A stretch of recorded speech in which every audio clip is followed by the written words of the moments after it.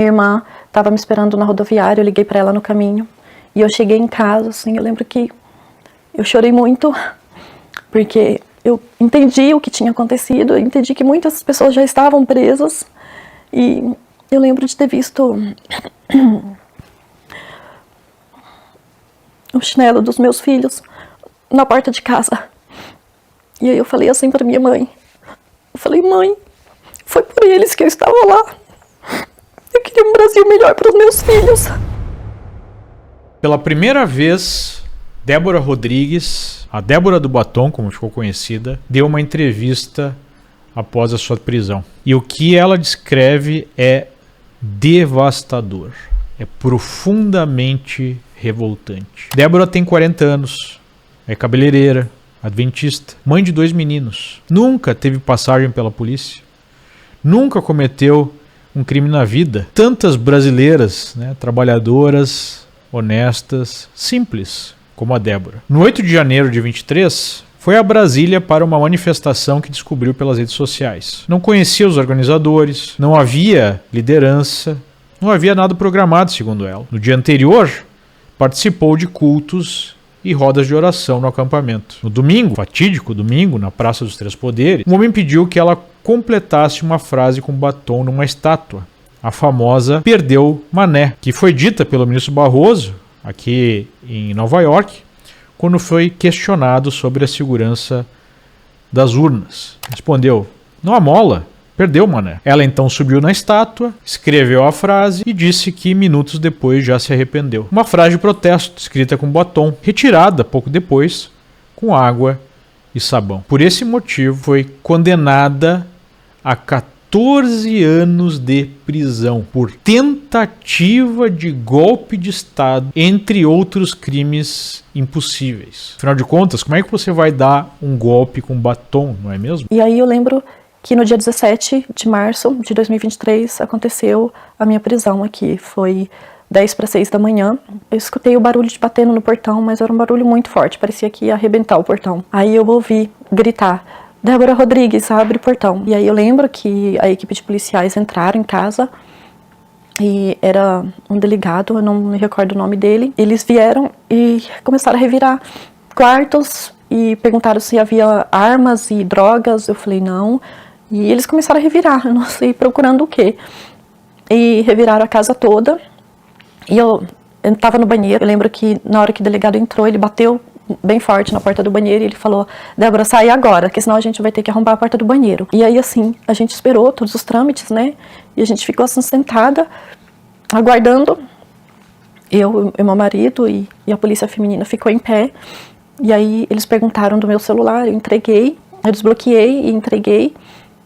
Pediram o celular do meu marido também, as crianças não tinham. E aí no final de tudo ele falou assim: "Débora, é busca e apreensão e é um mandado de prisão também". Aí eu fiquei muito nervosa, não houve resistência, só que eu não sabia o que fazer na hora. Eu só conseguia olhar para as crianças.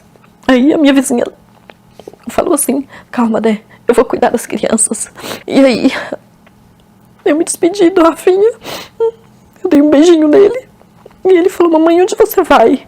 Aí eu falei: "A mamãe vai ali conversar com o policial, só que depois a mamãe volta". Prestem atenção no que acontece nesse país. Homicidas, os piores criminosos, estupradores, recebem penas irrisórias, isso quando são punidos. Traficantes pegam com quilos de droga ganham indulto e passam o Natal em casa. Os maiores corruptos da República foram descondenados e seguem livres. A própria Débora, dentro da cadeia, viu tudo isso acontecer ao redor dela. Na prática, o regime trata o crime comum com leniência e a dissidência política com brutalidade exemplar. Uma mulher sem antecedentes ficou presa por mais tempo do que muitos assassinos confessos. Isso tem um nome: perseguição política. E não foi apenas Débora. Talvez ela seja a face mais simbólica da repressão política nos últimos anos. Mas milhares de pessoas foram alvo dela e continuam sofrendo. Há pessoas cumprindo pena em presídios, há exilados, há até mesmo pessoas que perderam a vida, como o Clesão. O primeiro contato que eu tive com uma cela assim mesmo foi aqui em Paulínia. E eu lembro que o odor É algo que eu nunca vou esquecer. A falta de higiene do local. Eu lembro que tinha muitas bitucas de cigarro jogadas no chão, um odor de fezes e urina e tudo que você imaginar. Então, assim, eu não conseguia descansar, nem dormir, nem comer, nem beber água. E eu lembro que o policial chegou em mim e falou: Débora, você vai ser transferida para a penitenciária de segurança máxima de Mogi Guaçu. E eu fui para Mogi Guaçu, fiquei uma semana lá. Eu lembro de algumas situações que eu não conseguia dormir, então a minha posição preferida, como começou a me dar dor de estômago, tudo, era ajoelhada ao lado da cama, e eu fiquei assim por horas até adormecer ajoelhada mesmo. E eu lembro que na parede dessa cadeia era bastante suja de fezes, de sangue, e era uma situação horrível mesmo. Foram 2 anos e 11 dias. A primeira visita dos filhos só aconteceu depois de 20 dias. Quando os meninos entraram, choraram sem parar e perguntaram: mamãe, você é criminosa? Olha, o psicológico dos meus filhos foram altamente afetados. E eu falo que assim, eu não sei mensurar o quão foi afetados, porque até hoje eu vejo reflexos disso. Cada vez que eles escutam uma sirene de polícia, cada vez que eles sabem que tem uma polícia passando na rua daqui de casa, eles já acham que vem me buscar. O Caio, quando ele ia me visitar, ele não sorria. Caio quer dizer alegre, feliz. Foi por isso que eu escolhi esse nome.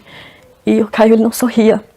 Eu falo que o riso foi tirado dele. Hoje, em regime domiciliar, Débora não pode usar as redes sociais, não pode ir aos cultos da sua igreja, não pode nem mesmo trabalhar. Diz que se não se sente uma cidadã brasileira. Felizmente, a maioria das pessoas acredita que não tem nada a ver com essa história, buscando se concentrar no trabalho, em outros aspectos da sua vida pessoal, e isso é um erro brutal. A injustiça contra uma pessoa é uma injustiça contra toda a sociedade. Hoje é a Débora, amanhã o perseguido pode ser você. O que separa uma democracia de uma ditadura é a liberdade de criticar autoridades que deveriam responder às mesmas leis que qualquer cidadão. Quando o Estado persegue dissidentes com penas brutais, enquanto protege seus aliados corruptos, o nome disso é um só: regime de exceção.